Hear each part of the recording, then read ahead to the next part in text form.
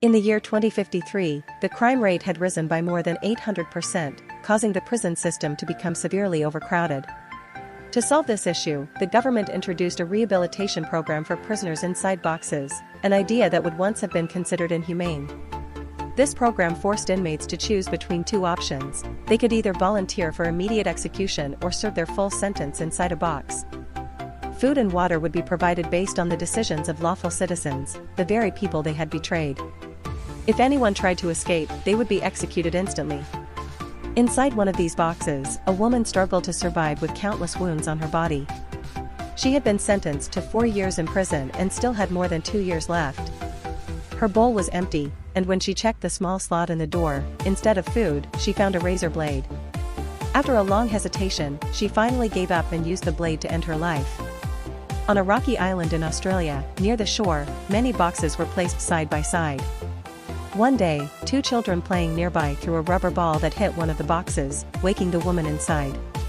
Prisoner number 13 discovered that her hands and feet were tightly bound, so she used her teeth to pull at the ropes until she freed herself.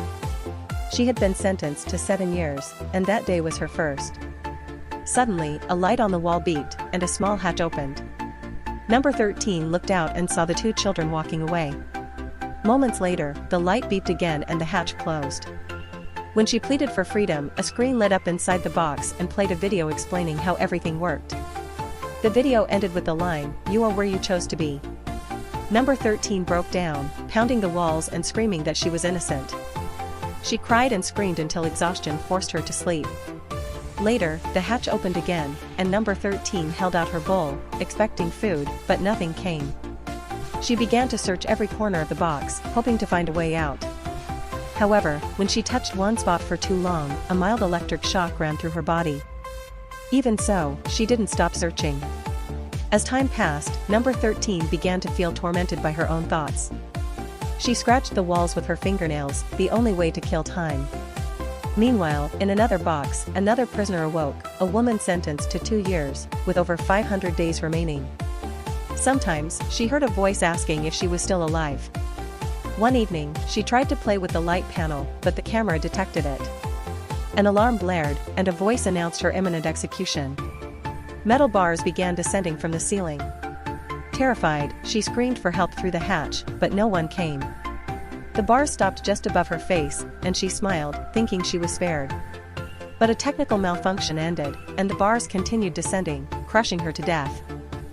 The next morning, number 13 kept searching her box but found nothing useful. When it started raining, she placed her bowl near the hatch to collect water, finally having a sip to drink. Later, she woke up to hear a young girl's voice at the hatch asking about her sentence.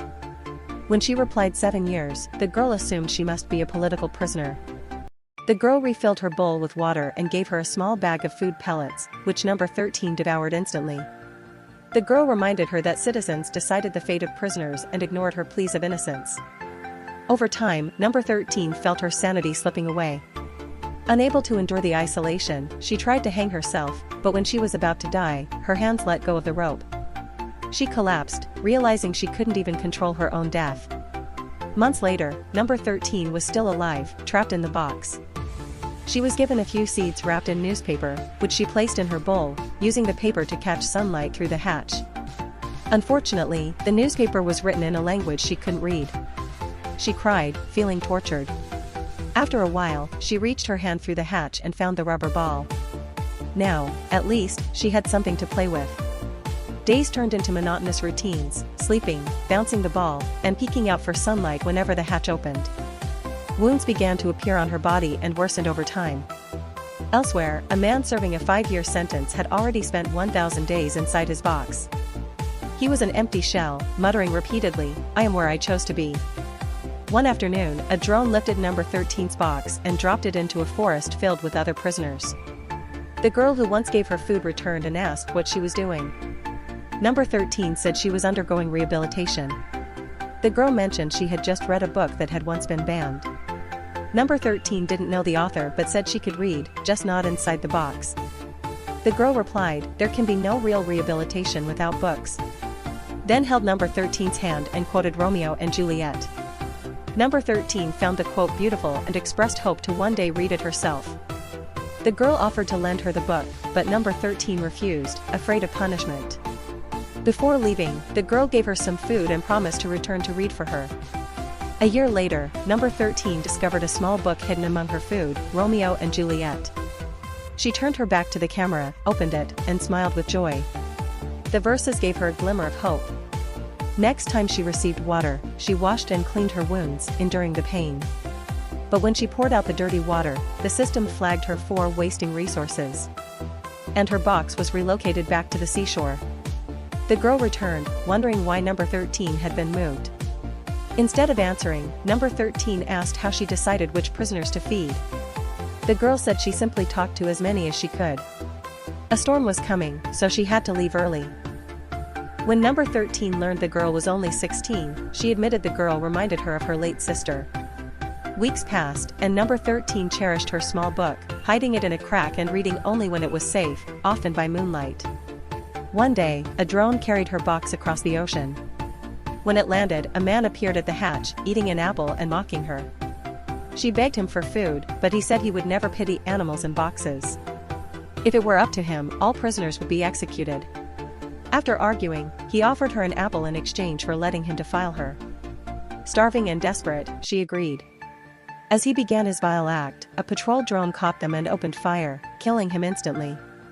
A bullet also grazed her leg. In agony, she still reached out, grabbed the apple, and devoured it, only to find it filled with maggots. That night, an alarm blared.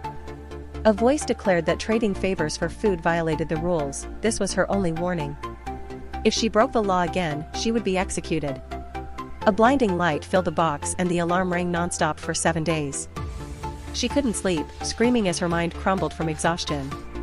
After the week of torment, number 13 had officially spent 2 years in the box. Later, she realized there were happy people living outside. A voice announced she had been wrongly sentenced and that citizens had voted for her release. A beautiful woman appeared at the hatch and somehow entered the box. Number 13 felt she looked familiar. It was her former self before imprisonment. The woman explained that everything was just an illusion and that number 13 would never be freed. She laughed maniacally as number 13 cried in despair. When the system announced her punishment was complete, number 13 finally slept, but her mind was broken. Days later, fireworks lit the sky. It was New Year's. The voice said all prisoners were pardoned except political ones, meaning number 13 would remain.